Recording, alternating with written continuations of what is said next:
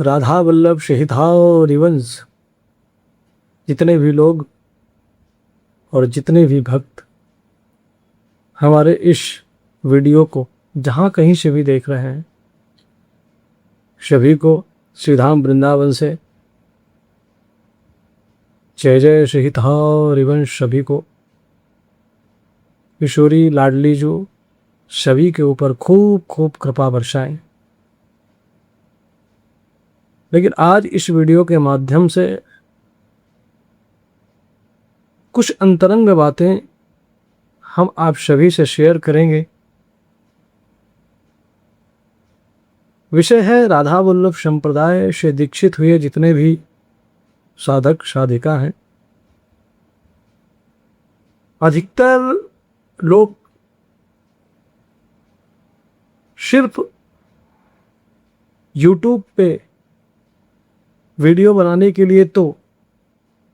सिर्फ दीक्षित नहीं हो रहे हैं। ये हमारा कहना अतिशयोक्ति भी हो सकती है, लेकिन क्षमा प्रार्थी हैं और ये कहने की चेष्टा कर रहे हैं कि श्री जी की कृपा से अगर किसी को बुरा लगे तो उसके लिए क्षमा प्रार्थी हैं, लेकिन विचार जरूर करें इस विषय पर बड़ी गंभीरता के साथ। जितने भी आजकल नए साधक साधिका हैं जो नए राधा वल्लभ संप्रदाय से दीक्षित हो रहे हैं, अधिकतर उसमें से YouTube के माध्यम से प्रचार प्रसार ही कर रहे हैं। लेकिन कहीं ना कहीं विडंबना इस बात की है कि इतनी ज्यादा जानकारियां अगर नए साधक साधिका YouTube के माध्यम से जो इस संप्रदाय में आना चाहते हैं, जो श्री जी को प्राप्त करना चाहते हैं, जो अपने जीवन को भगवत मार्ग में लगाना चाहते हैं, क्या उनके बोले गए,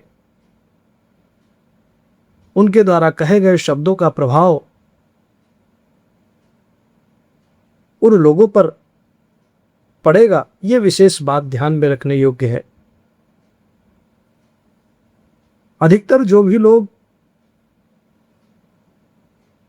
श्री राधा वल्लभ संप्रदाय से दीक्षित हो रहे हैं, वो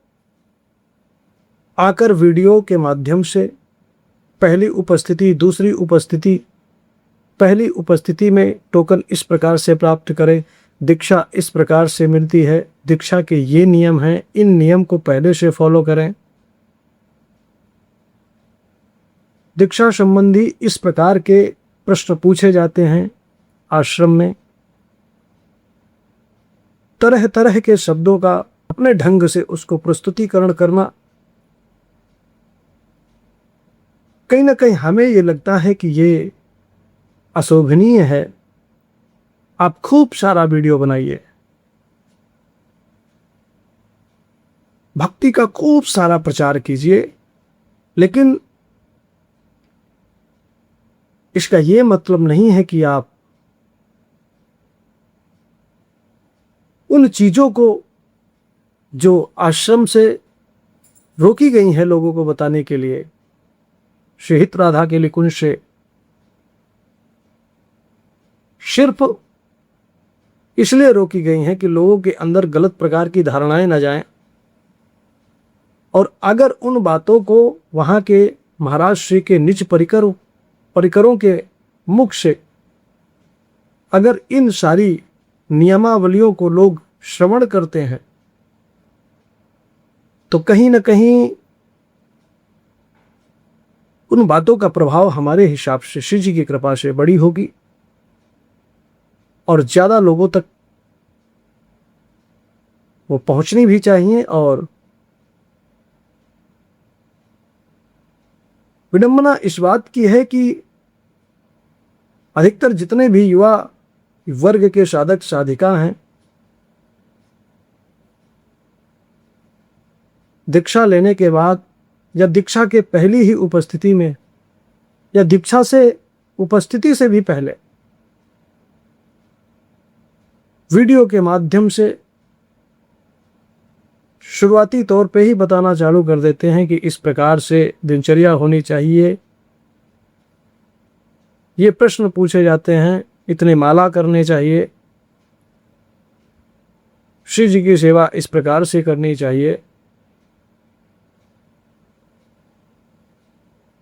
ये चीजें कहीं ना कहीं जो भी राधा वल्लभ संप्रदाय से जुड़े हुए हैं या फिर जुड़ना चाहते हैं, उन सभी से हम कहना चाहते हैं विनम्र प्रार्थना के साथ, ये जानकारियां तो आपको विशेष मिल ही रही हैं इन सभी के माध्यमों से, लेकिन विशेष जानकारी अगर आप श्री गुरुदेव भगवान के श्रीमुख से उन वचनों को श्रवण करके अपनी दिनचर्या में दीक्षा के लिए उन नियमावलियों को उतारते हैं तो वो आपकी दिनचर्या में प्रभावशाली भी होंगे और आपको उन नियमावलियों को पूर्ण करने का जो बल है वो गुरुदेव भगवान की तरफ से श्री जी की कृपा से प्राप्त होगी, क्योंकि आपने श्री गुरुदेव के मुख से उस वाणी को सुनकर आपने उस रास्ते पर चलने के लिए अपने आप को प्रेरित किया है। हम किसी की अवहेलना नहीं करना चाहते हैं, लेकिन एक सोचने वाला विषय,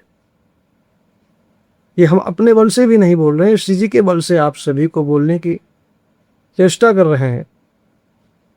अधिकतर जितने भी साधक साधिका हैं, मैं सभी की बात नहीं कर रहा हूं, हमें तो ये लगता है कि दीक्षित होते ही हैं सिर्फ YouTube पर वीडियो और दीक्षा संबंधी, दिनचर्या संबंधी, राधा वल्लभ संप्रदाय के जो भी नियम हैं उनके संबंधी प्रश्नों के उत्तर देने के लिए, लेकिन कहीं ना कहीं उनसे अपराध बन रहा है। ये इन अपराधों से ऊपर उठकर दिखावे में ना आकर इन बातों को सिर्फ और सिर्फ गुरुदेव भगवान के मुख से निकली हुई वाणियों के प्रभाव से ही आप अपने आप को श्री जी को प्राप्त करने के मार्ग पर अग्रसर करें और श्री जी के कृपा के बल को, गुरुदेव के कृपा प्रसाद को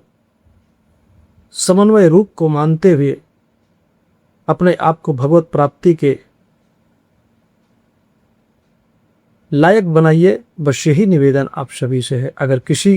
को हमारी वाणी से किसी प्रकार का कोई भी दुख हुआ है तो उसके लिए क्षमा प्रार्थी हैं। राधा वल्लभ श्री हरि वंश।